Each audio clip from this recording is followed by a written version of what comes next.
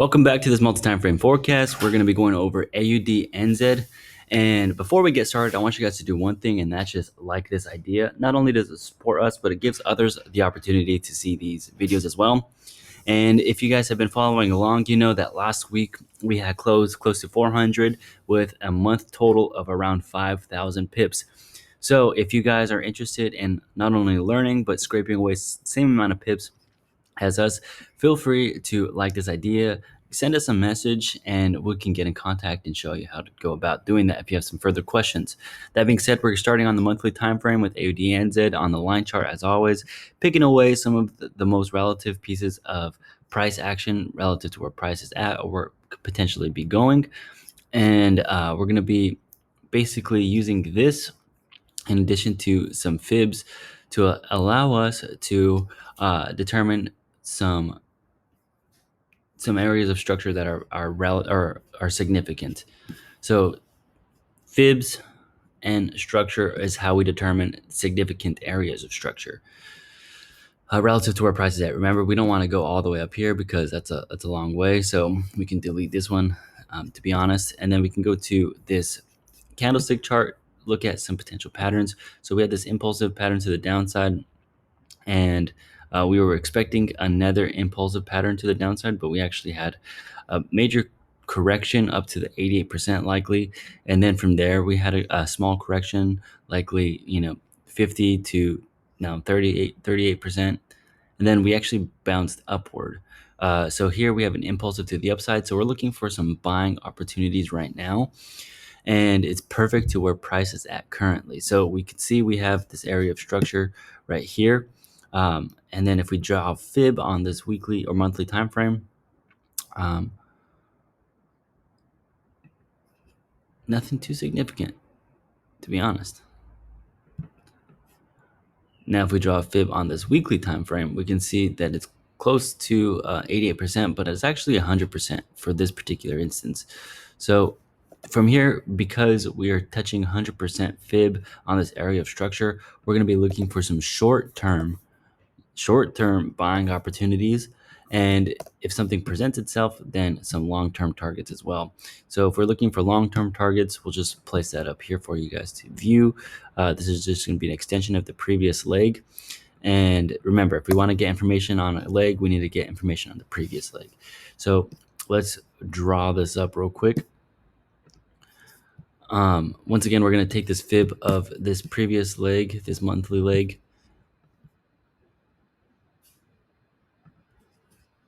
Oops, wrong way. I love when I do that. And what we're going to do with this is just basically use it as a guide for us to place our stop loss. And you can see this is right here. This is a close to 1 to 4 risk reward ratio, and we'll draw up why we're wanting to take this trade right here. So we have an area of structure, impulsive pattern, and then we have 100% fib retracement.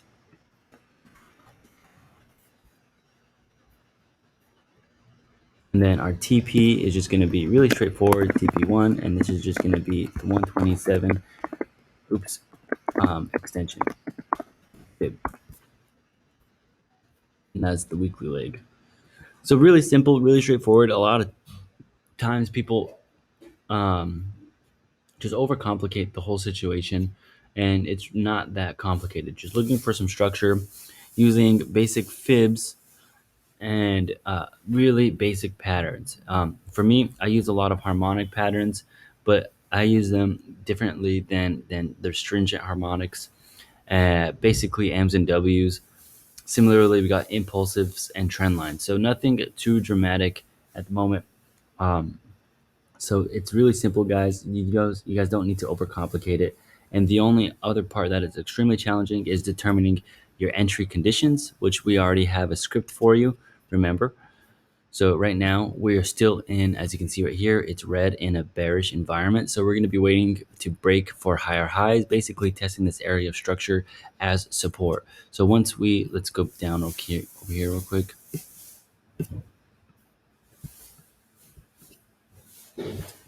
So once we could actually make breaks for higher highs and higher lows, as you can see right here, we're starting to make higher highs. We still have a lower low right here, but depending on how this area turns out, we can start making breaks for higher highs as well. So basically we need to see these EMAs transition and cross over, in addition to structure, as you can see right here, making breaks for higher highs and higher lows. So right now we're in a period of waiting, but this particular pair is in fact ready for execution. So just be patient, guys. It's the first actual day of the week for trading. However, it is, remember, election week. So it's good that we're staying away from USD pairs, although it will affect likely other pairs as well. So be cautious. Remember, risk management is critical during elections. It's important other times, of course, but extremely critical during elections because there's a tremendous amount of volatility, especially since it's US and it is the base currency for the world at the moment. So that being said, this is AUDNZ. Like I said, we scraped away 400 pips last week, closing close to 5,000 pips.